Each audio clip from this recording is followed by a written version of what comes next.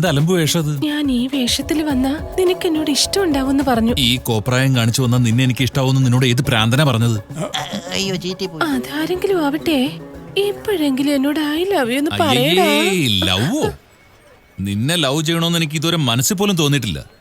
എടി, സ്നേഹം എന്ന് പറഞ്ഞാൽ മനസ്സിൽ നിന്ന് വരണ്ടേ, അല്ലാതെ ശരീരം കണ്ടിട്ടല്ല. ഈ കോപ്രായൊക്കെ വലിച്ചൂരി കളഞ്ഞിട്ട് ആ യൂണിഫോം എടുത്തിടാൻ നോക്ക്.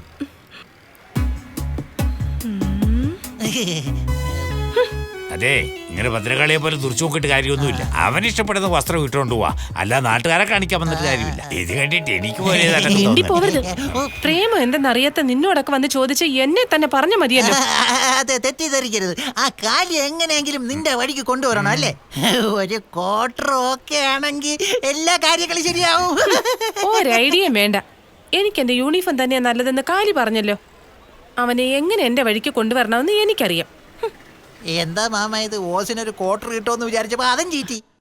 മോനെ വീട്ടിലേക്ക് കൂട്ടിക്കൊണ്ടുവന്നോ? ഇന്നലെ രാവിലെ തന്നെ കൂട്ടിക്കൊണ്ടുവന്നു ചേച്ചി. ഇതാ രമണിമാല.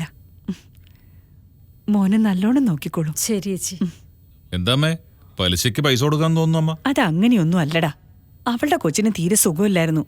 ആശുപത്രി കൊണ്ടുപോകാൻ വേണ്ടി അവളുടെ മാല ഊരി പണയം വെക്കാൻ പോവായിരുന്നു. അത് കണ്ടപ്പോ എനിക്ക് പാവം തോന്നി. വെറുതെ പലിശ കൊടുക്കണ്ടെന്നും പറഞ്ഞ് ഞാൻ അവൾക്ക് പൈസ കൊടുത്തെ. എത്ര പറഞ്ഞിട്ടും കേൾക്കാതെ മാലൂരി എന്റെ കൈ തന്നിട്ട് പോയതാ. ആ സേട്ടും ഒക്കെ നാട് വിട്ട് ഇവിടെ വന്നത് പലിശയ്ക്ക് പണം കൊടുത്ത് ജീവിക്കാൻ വേണ്ടിട്ടാ. അമ്മ എന്തിനാ ഇവർക്ക് പൈസ കൊടുക്കാന്ന് പറഞ്ഞത്? എന്താടാ പറഞ്ഞാല്? കയ്യിലുള്ള ജോലിയും പോയി ചെലവിന് പൈസ ഇല്ലാതെ വന്നപ്പോ ജ്യോതി അവളുടെ ആഭരണങ്ങൾ ഒരു സേട്ടുവിന് പണയം വെച്ചു. ലോകത്തില്ലാത്ത പലിശ വാങ്ങി കൊല്ലൂല്ല അയാള്. അങ്ങനത്തെ ആളുകളെ നീ സപ്പോർട്ട് ചെയ്യുന്ന. അവന്റെയൊക്കെ കയ്യും കാലും തല്ലി ഓടിക്കണം.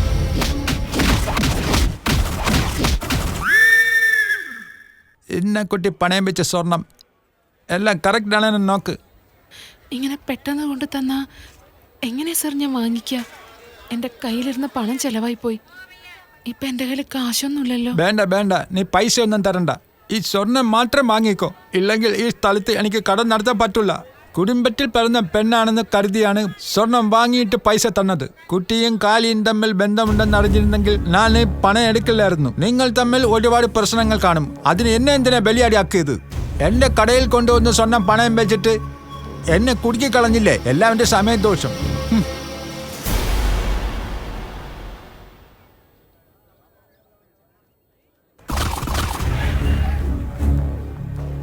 ഏയ് കാലി, നിന്നെ സാറ് സ്റ്റേഷനിലേക്ക് കൂട്ടിക്കൊണ്ടുവരാൻ പറഞ്ഞു. നിനക്കെതിരെ ഒരു കംപ്ലൈന്റ് ഉണ്ട്. എന്റെ പേര് കംപ്ലൈന്റ് കൊടുക്കാൻ മാത്രം ആർക്കും ധൈര്യം? ജ്യോതി എന്നൊരു പെണ്ണ്, അവളാണ് നിനക്കെതിരെ കംപ്ലൈന്റ് കൊടുത്തത്.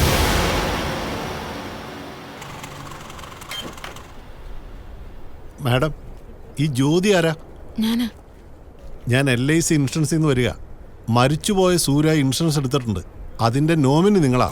അത് കൊടുക്കാൻ വേണ്ടി വീട്ടിൽ ചെന്നപ്പോൾ അച്ഛനും അമ്മയെ പറഞ്ഞു നിങ്ങളിവിടെ താമസിക്കുന്നതെന്ന്. ഇതിലൊരു സൈൻ ചെയ്യും മാഡം.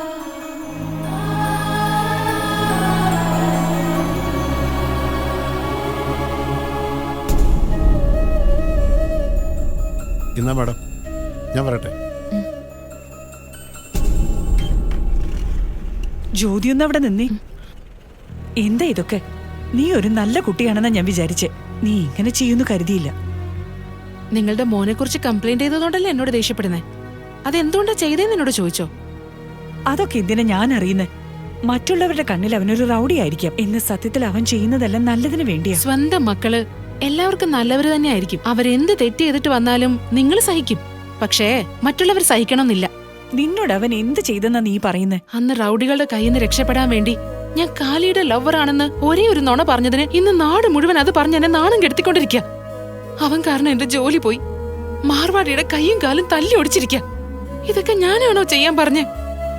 മര്യാദയ്ക്ക് ജീവിച്ചുകൊണ്ടിരുന്ന എന്നെ നടു റോഡിലിറക്കി. ഇത് കണ്ടോ? എന്റെ സൂര്യയുടെ ഇൻഷുറൻസ് കാശ. എനിക്ക് സൂര്യയോടൊപ്പം ജീവിക്കാൻ പറ്റിയില്ല. എന്നാ എന്റെ സൂര്യ മരിച്ചിട്ടും ഇപ്പോഴും എന്നെ ജീവിപ്പിച്ചോണ്ടിരിക്കുക. ഈ കാശുകൊണ്ട് ഞാൻ IAS പഠിക്കും. എനിക്ക് ആരുടെ സഹായമൊന്നും വേണ്ട. ഒരു പെണ്ണിന്റെ മനസ്സ് മനസ്സിലാക്കാൻ പറ്റാത്ത കാണ്ടാമൃഗത്തെ പ്രസവിച്ചതിലും നല്ലത് നിങ്ങൾ പ്രസവിക്കാതിരിക്കുന്നതായിരുന്നു. ഇനിയൊന്നും മിണ്ടരുത്. അവനെ പറ്റി നിനക്ക് എന്തറിയാം? നീ വിചാരിക്കുന്ന പോലെ ഒരു പെണ്ണിന്റെ മനസ്സറിയാൻ കഴിയാത്ത കാണ്ടാമൃഗമൊന്നുമല്ല അവൻ. ഈ നാള് വരെ കാലി എന്റെ സ്വന്തം മോനാണെന്നാണ് എല്ലാവരും വിചാരിച്ചിരുന്നത്. എന്നാ ഞാൻ അവന്റെ അമ്മയല്ല. ജീവിതത്തിൽ ആരുമില്ലാതെ അനാഥയായി ഞാൻ ജീവിതം അവസാനിപ്പിക്കാൻ വേണ്ടി പോയപ്പോ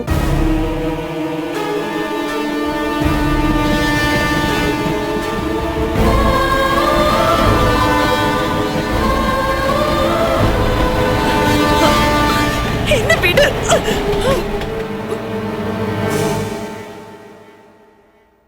ഈ പ്രായത്തിൽ ആത്മഹത്യ ചെയ്യണമെന്ന് തോന്നാൻ മാത്രം എന്താ വേണ്ടായത്? എന്താണെങ്കിലും പറ. ഞാൻ പ്രസവിച്ച മക്കൾക്കൊരു ഭാരമായി തുടങ്ങി. എനിക്ക് 3 മക്കളാ. ഒരു ആക്സിഡന്റിൽ അവരുടെ അച്ഛൻ പോയി. ഈ 3 മക്കളെയും ഒരു നിലയിലേക്ക് എത്തിക്കാൻ ഞാൻ ഒരുപാട് കഷ്ടപ്പെട്ടു. ഇപ്പൊ അവരവരുടെ കുടുംബത്തോടൊപ്പം സന്തോഷമായിട്ട് കഴിയുന്നു. അവർക്കിപ്പൊ എന്നെ വേണ്ടതായി മോനെ. ഞാനായിട്ട് അവരുടെ സന്തോഷങ്ങൾക്കൊരു തടസ്സമാവരുതെന്ന് വിചാരിച്ചാ ഞാൻ മരിക്കാൻ ഇറങ്ങി പുറപ്പെട്ടത്.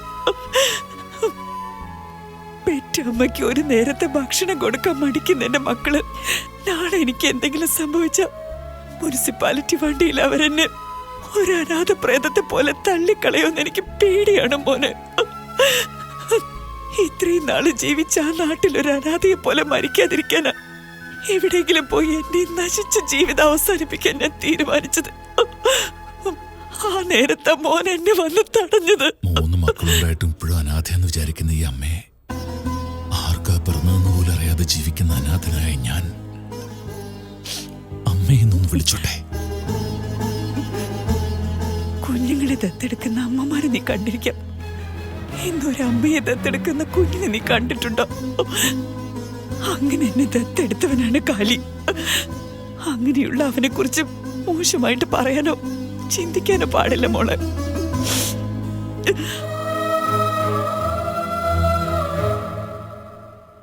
എന്താ ഇത്?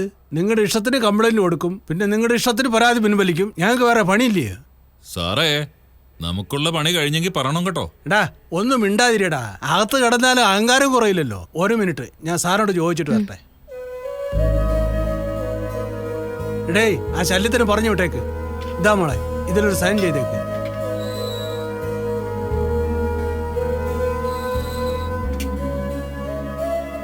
നിങ്ങളുടെ അമ്മ വന്ന് പറഞ്ഞു, അതുകൊണ്ടാണ് ഞാൻ ഈ കംപ്ലൈന്റ് തിരിച്ചു വാങ്ങുന്നത്.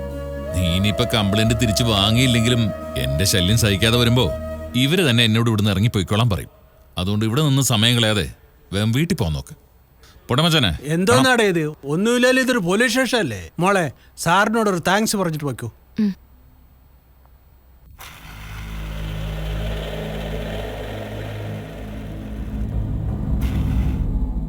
ഇതിപ്പോ എത്ര കറങ്ങിയാലും അവസാനം കറങ്ങിയോടത്ത് തന്നെ വന്ന് നിൽക്കും. ഇങ്ങനെ പമ്പരം പോലെ കിടന്ന് കറങ്ങും. സ്റ്റേഷനിൽ വെച്ച് കണ്ടത് വീണ്ടും സ്റ്റേഷനിൽ വെച്ച് തന്നെ കാണാൻ സാധിച്ചു.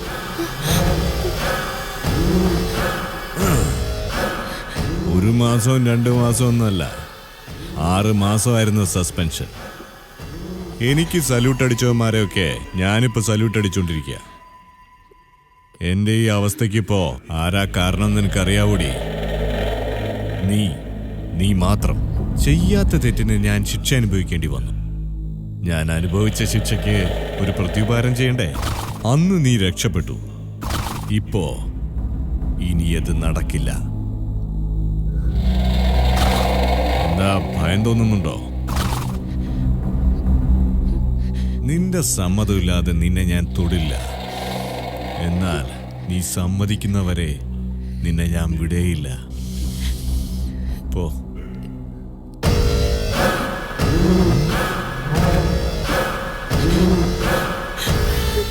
കുട്ടപ്പോ സാർ, ആ പോണവളാണ് സീത. അവളുടെ മേലൊരു കണ്ണുണ്ടാവണം. അവര് സീതയാണെങ്കിൽ സാറ് രാമനല്ലയോ? തനിക്ക് തെറ്റിയടോ. ഞാൻ രാവണൻ.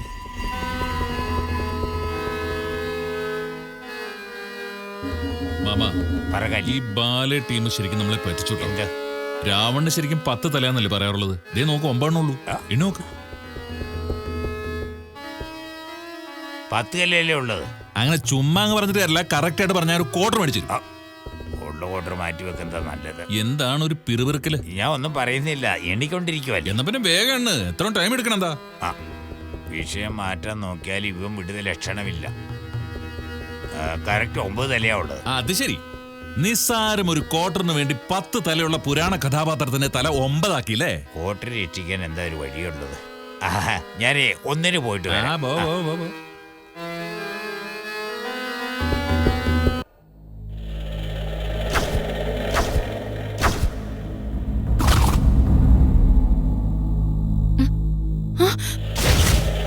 എനിക്ക് തോന്നി നീ എന്റെ കയ്യിൽ നിന്ന് രക്ഷപ്പെടാൻ വേണ്ടി എന്തെങ്കിലുമൊക്കെ പണിയൊപ്പിക്കും. ഇവിടെ നിന്ന് നിനക്ക് രക്ഷപ്പെട്ട് എങ്ങോട്ടെങ്കിലൊക്കെ പോകാം. പക്ഷേ IAS കിട്ടണമെങ്കിൽ ഇവിടെ തന്നെ വരണം. നിന്നെ കളക്ടറായിട്ട് കാണണമെന്ന് ആഗ്രഹിച്ചവൻ ദൈവത്തിന്റെ അടുത്തേക്ക് പോയി. ഇവിടെ നിനക്ക് മാത്രം അറിയാവുന്നത് എനിക്കും അറിയാം. എക്സാം തുടങ്ങുന്ന നിമിഷം വരെ നിനക്ക് ഞാൻ സമയം തരാം.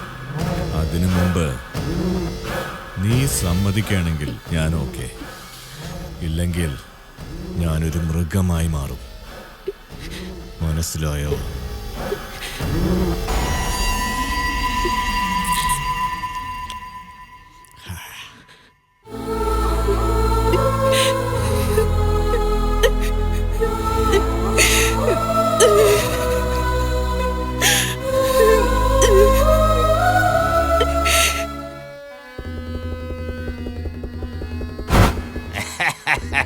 സൂപ്പർ സീനകാലി. എവിടെ പോയി?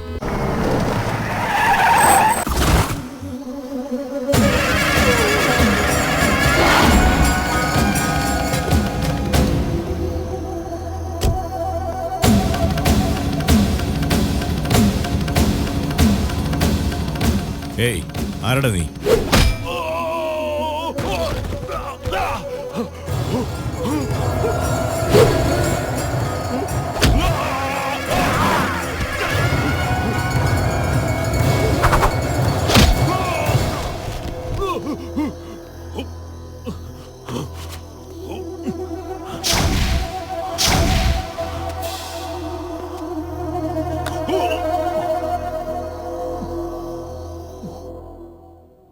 സാർ, ഹനുമാൻ വേഷമായിട്ട് എല്ലാവരെയും കൂട്ടിയിട്ട് വന്നിട്ടുണ്ട്.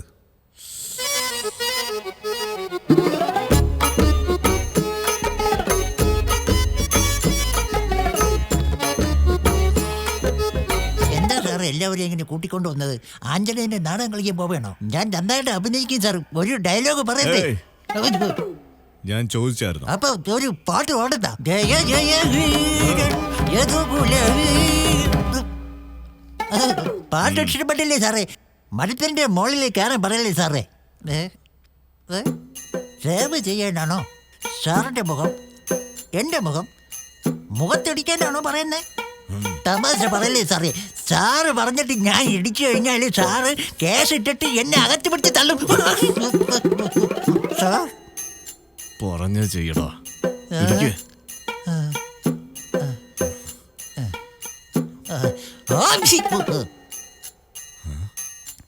എന്തടാ നീ ഇവിടെ കിടന്ന് പൊട്ടം കളിക്കാനല്ലോടാ കുരങ്ങ? ഇടിക്കാൻ പറഞ്ഞ ഇടിക്കണം. സാറേ, നാടകത്തിലേക്ക് എങ്ങനെയാണ് ഇടിയുന്നത്? സൈഡിലേന്ന് ശബ്ദം കൊടുക്കും. സാർ, ഇത് പോലീസ് സ്റ്റേഷനാ. അതെ. ഒറിജിനൽ സൗണ്ട് വേണം. ഇടിക്കണം സാറേ.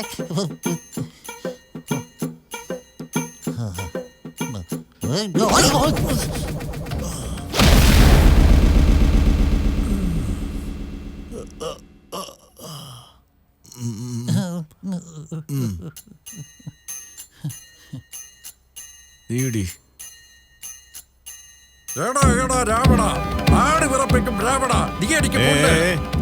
എന്തിനാടാ നീ കിടന്ന് ഇങ്ങനെയൊക്കെ ഇമോഷണൽ ഡയലോഗ് പറഞ്ഞാൽ എനിക്ക് ഇരിക്കാൻ പറ്റും സാറേ.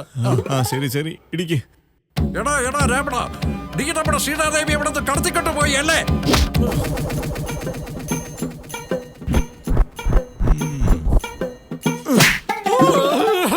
സാറല്ലേ സാറിനെ അടിക്കാൻ പറഞ്ഞത്, പിന്നെന്തിനാ സാറ് എന്നെ അടിച്ചത്? ഇത് ഇടിച്ചതിനുള്ള കുരങ്ങ എന്നെ വഴക്ക് പറഞ്ഞേനാ. പോ.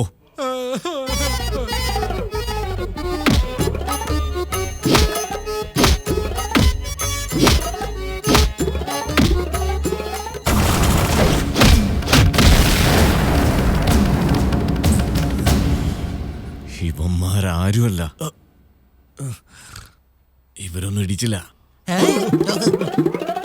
ഇടിച്ചില്ലേ സാറേ? ഇപ്പോഴല്ലേ സാർ എല്ലാരും ക്യൂ നിന്ന് ഇടിച്ചത്? ഇടിച്ചടാ, പക്ഷേ നിങ്ങൾ 10 പേരല്ല. സാർ ഇയാളെന്താ പിച്ചുമ്പേയും പറഞ്ഞുകൊണ്ടിരിക്കുന്നേ? അവനെ കിട്ടണം. തീർക്കൂടാ നിന്നെ ഞാൻ.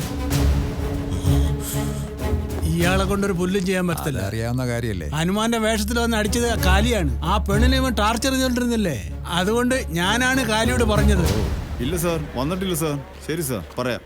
ഹലോ ബ്രദർ, ഇവിടെ ഒരു പുതിയ ആംപ്ലിഫയറിന്റെ കട തുടങ്ങിയിട്ടില്ല, അതെവിടെയാ? പിന്നെ കാണാം. ബൈ. പാടി. ആ ലിഫ്റ്റിൽ പോയി 2ാമത്തെ നിലയിൽ 3ാമത്തെ ഷോപ്പ്. തുറന്നുണ്ടല്ലോ അല്ലേ? ആ, തുറന്നിട്ടുണ്ട്. വടപ്പോ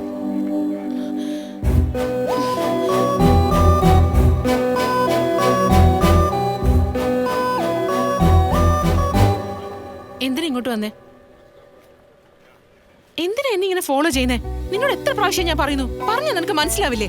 ലോക്കപ്പിൽ കിടന്നാലും നീ നന്നാവില്ലേ? ഞാനിവിടെ ഒരു കടയിൽ എന്തേ എന്നെ സഹായിക്കാൻ വന്നതാണെന്നായിരിക്കും പറയാൻ പോന്നെ, അങ്ങനെയല്ലേ? ഇത് നോക്കിയാ നിന്റെ സഹായം എനിക്ക് ആവശ്യമില്ല. എന്നെ നോക്കാൻ എനിക്ക് നന്നായി അറിയാം. ആത്മാർത്ഥമായിട്ടാണ് നീ എന്നെ സഹായിക്കാൻ ഉദ്ദേശിച്ചതെങ്കിൽ എന്നെ ഇതുപോലെ ശല്യപ്പെടുത്താതിരുന്നാ മതി. അതായിരിക്കും നീ എനിക്ക് ചെയ്യുന്ന ഏറ്റവും വലിയ സഹായം.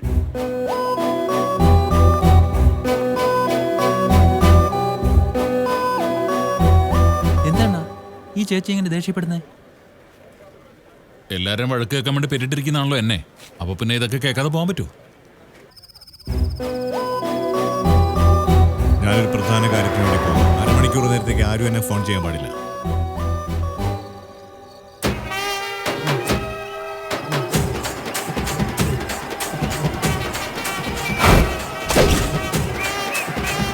ഏയ് ഓടാ.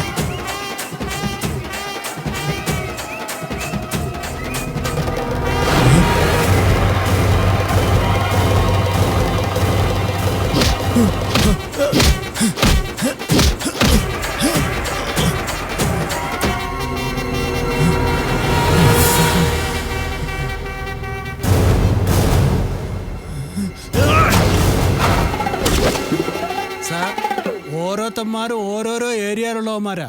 യുവമാരെ എല്ലാം ഞാനാ കൂട്ടിയിട്ട് വന്നത്. വേണ്ട അണ്ണ, ആനയ്ക്ക് അണ്ണയുടെ വലിപ്പം അറിയില്ല, അതുപോലെ അണ്ണന്റെ കാര്യം. എന്ത് ബിൽട്ടപ്പാടേ? ആ അതെ അണ്ണ. അണ്ണൻ അങ്ങോട്ട് നോക്കിയേ, നമ്മുടെ മുന്നിലിരുന്ന് ഒരുത്തൻ ഷോ കാണിക്കുന്നുണ്ട. അണ്ണൻ പോയി അവന്റെ മുമ്പിൽ ഇരിക്കും. അണ്ണ ആരാ? കാലിയണ്ണന്റെ റൈറ്റ് ഹാൻഡ്. മസിൽ ഒന്ന് പെരിപ്പിച്ച് അങ്ങോട്ട് ചെല്ല്. അങ്ങനെയാണോ? Okay okay.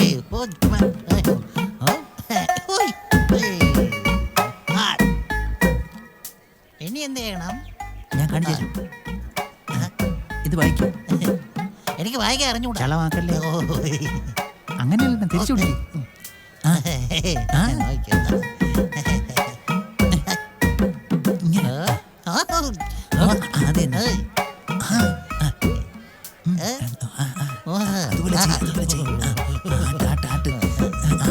എനിക്ക് കടുപ്പം കുറച്ചൊരു ചായ. എനിക്കും ഒരു ചായ. ഹോർലിക്സ് അണ്ണൻ ഇത്തിരി കൂടുതൽ കിട്ടും. എനിക്കാണോ? പിന്നെ അണ്ണനല്ലാതെ പിന്നെ എനിക്കാ. സ്ട്രോങ് ആവട്ടെ, ഇതുപോലെ ആവട്ടെ.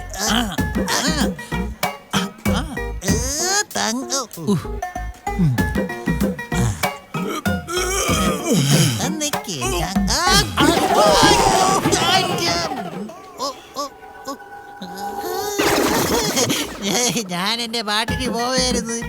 ഇവിടെ കൊണ്ടുവന്നിരുത്തി എന്റെ എല്ലാം അടിച്ച് കലക്കുന്ന പോലെ. അയ്യോ, ലെഫ്റ്റും പോയി റൈറ്റും പോയി. മറ്റൊരു ഹോർലിക്സ്.